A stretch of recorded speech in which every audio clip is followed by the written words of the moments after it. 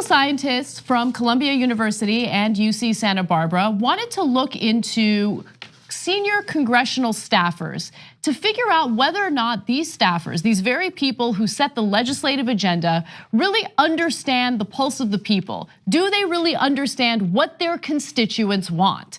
And through this study, the political scientists found that actually there's a huge disconnect between what these staffers think and what their constituents are looking for in terms of policy. Now, senior staffers tend to believe that voters support much more conservative policies than they actually do.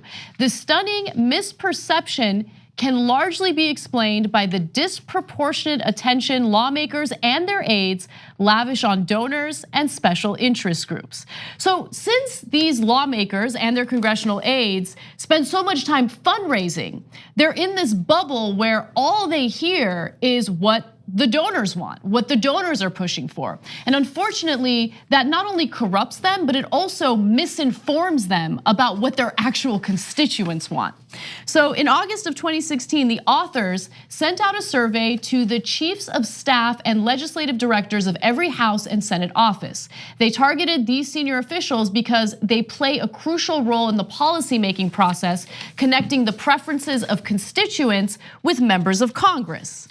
Now, after the staffers filled out this survey, the authors compared the aides' responses, according to the Washington Post, to actual district level public opinion on the issues, as measured by large national surveys like the Cooperative Congressional Election Study. All right, so here's what they found.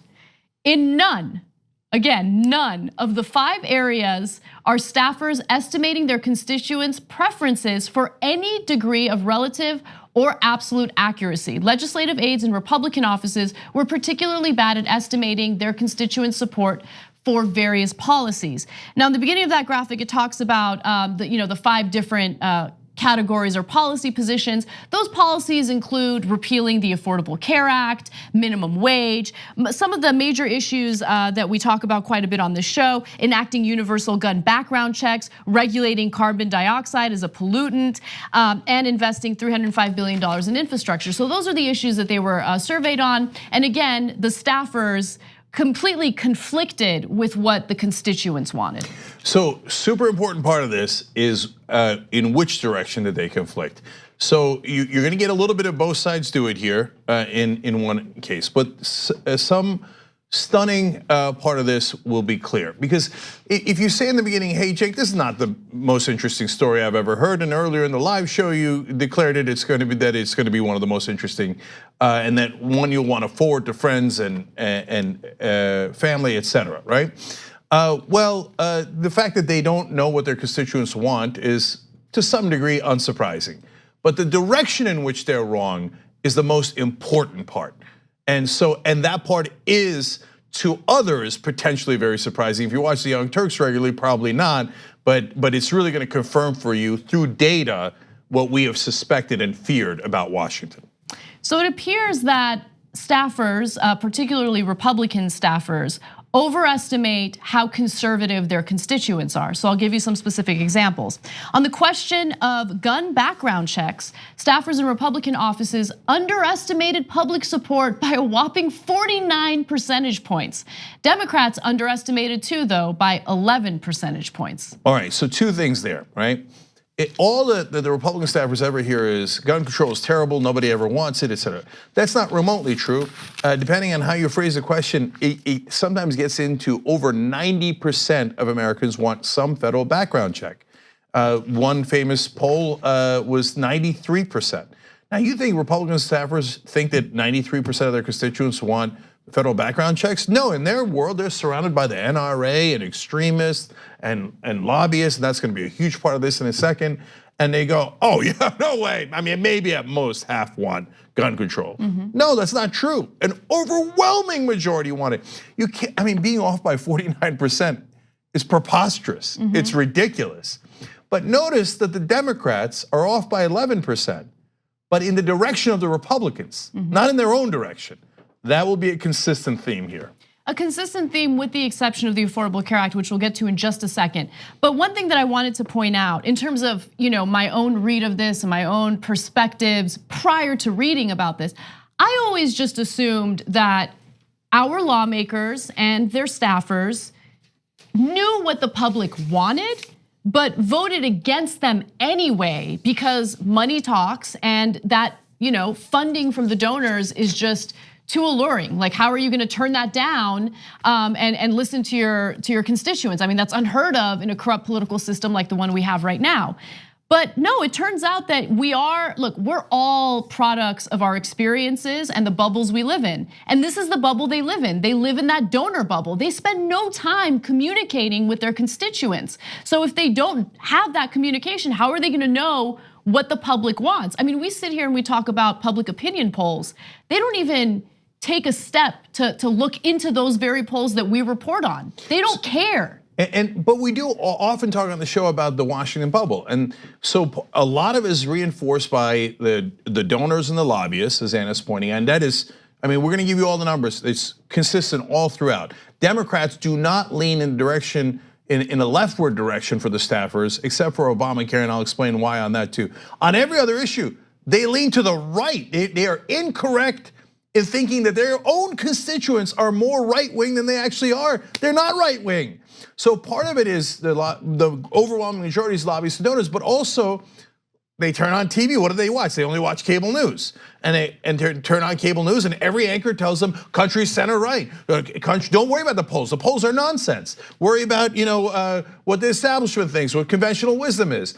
Now you say, hey, Cenk, is that really fair? Do cable news really ignore polls? All the time, all the time. Medicare for all polls at 70%. You never, ever hear that on television. On television, you hear it's a fringe idea, it's a radical idea, it's a new idea. It's an idea that a couple of young progressives that just won elections are in favor of, but the mainstream is not in favor of that. They will repeat that over and over. By the way, Washington Post, New York Times also says the same thing. So they look at, and then when you get at the polling of the different candidates, they'll look at a poll that shows Bernie Sanders leading, and they'll say, no, he's not.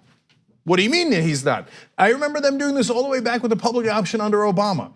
And public option would test really well. CNN once did their own poll, showed the public option was incredibly favorable, turned around in the same segment and said, public option is not favored by Americans. Your own poll that you just read on air said it's favored by Americans by a large margin. But in their minds, they cannot get past the bubble. The right wing is always right. And now this is data. This is not just our opinion. They polled them on all of these issues. And even the Democratic staffers are like, oh yeah, right wing's always right. I bet our constituents are so right wing. Right. Totally not true. So I think that the media certainly plays a factor, and I want to be clear in stating that this is Cenk's analysis that I happen to agree with, but the political scientists here didn't talk about media, but they did talk about the influence of the lobbyists. I think that there's another part of it though that the political scientists didn't touch on that I think should be investigated by researchers, not authorities or anything like that. It's the culture, right? Because there's a culture difference between those on the right and those on the left.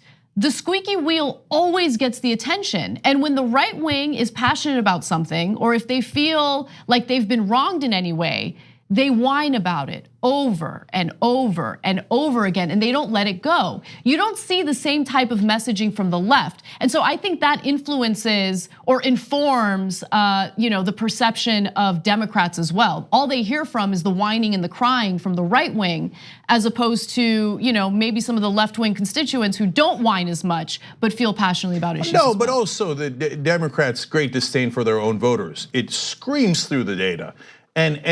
But also they reject anything that enters their bubble that's progressive.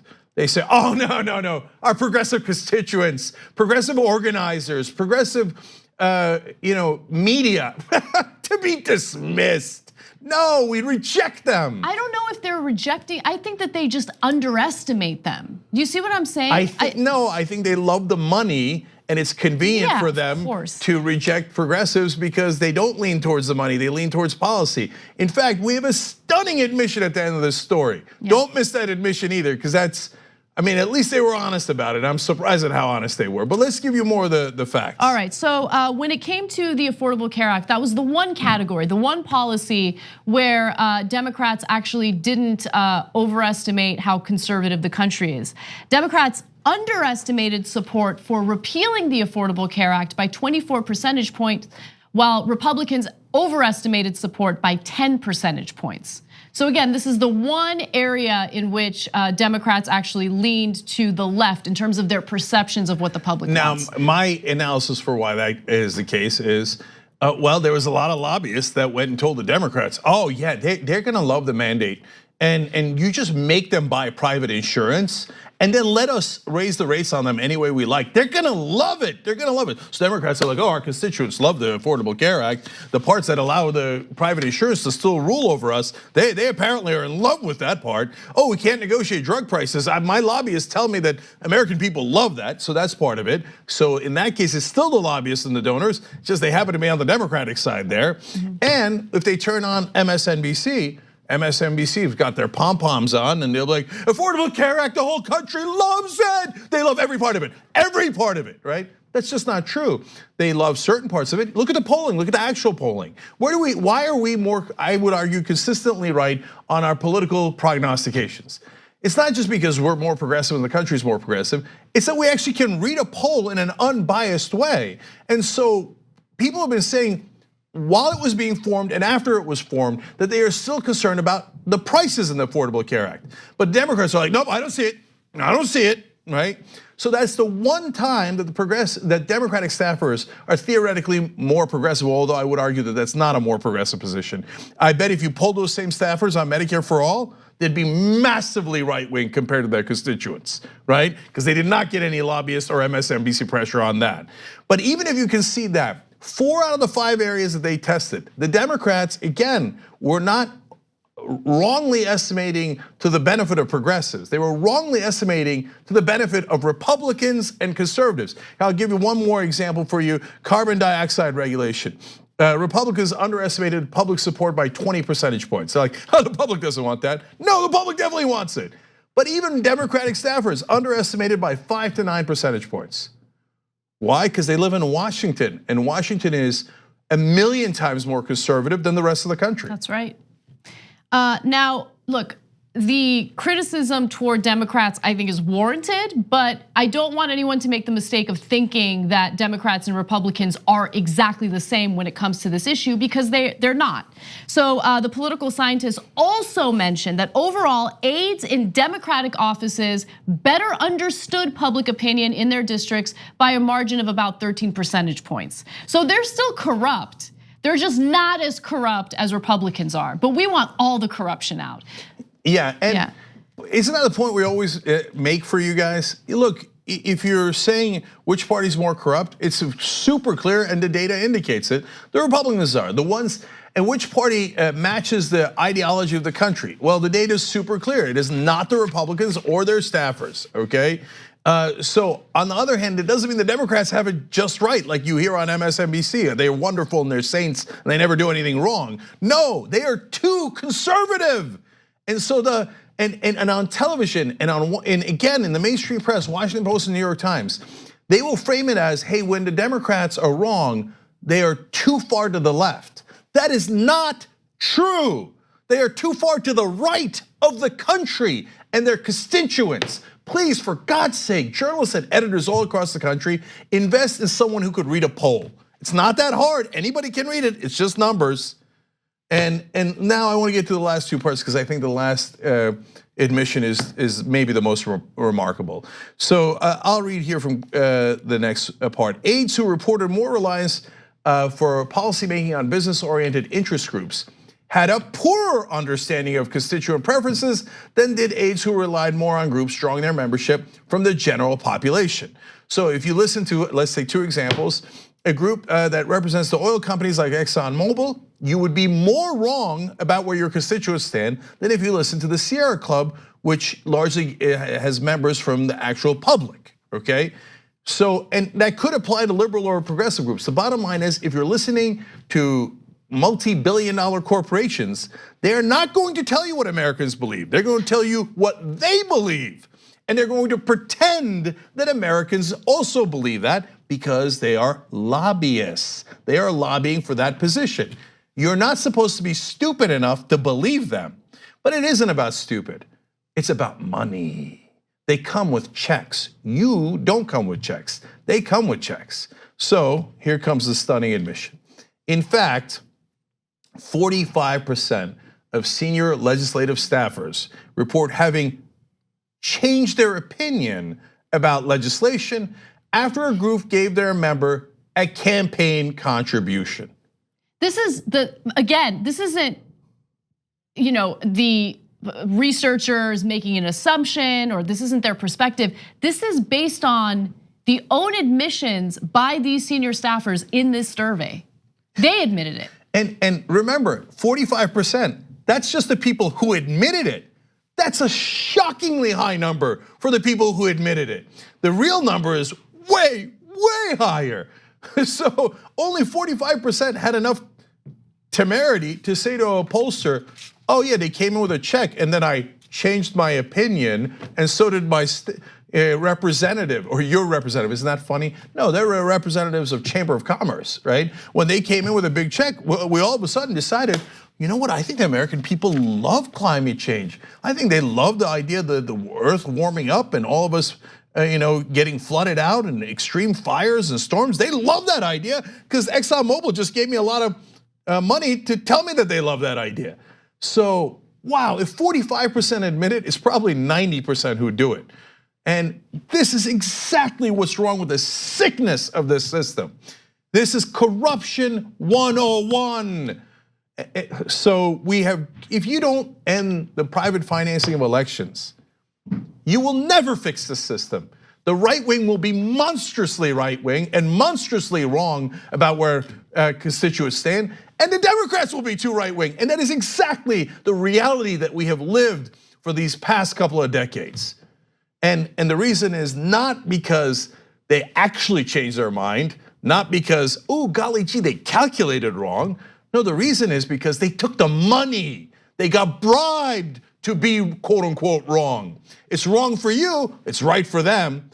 If you do public financing, they might actually listen to the public interest. If you do private financing of elections, they will always work for private interests and against you. Look, I happen to think you should join Wolfpack to get the money out of politics. We need an amendment. We need to go above the Supreme Court.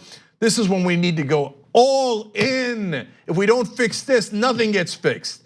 But by God, join any group you like, but you have got to get into the fight. If you don't fix this, they're telling you, they're rubbing it in your face. They're saying, yeah, of course, I got a check. That's why I do what I do. Like I would listen to you in a democracy. I'm not gonna listen to you guys. I'm gonna listen to the donors. Don't let them get away with it. wolf-pack.com/join. Get in right now and make a difference. I wanna add one quick thing here. Yeah, I actually wanna give credit to Christopher Ingram, who wrote this for the Washington Post. Now, I often criticize the mainstream media, and I just did for the Washington Post as well in this story, okay? But we always give credit where credit is due. This is a wonderful story. It's not being picked up by almost anyone else, but Ingram deserves tremendous credit for, all he had to do was find it. It's not that hard, but he's the only one doing it. He's actually written a great number of stories that were actually fair and accurate, so you should give him credit for that. And you should give credit to Washington Post for at least running this story. Thanks for watching this free clip of the Young Turks. Don't forget to become a TYT member today. For more exclusive content, join now at tyt.com/join.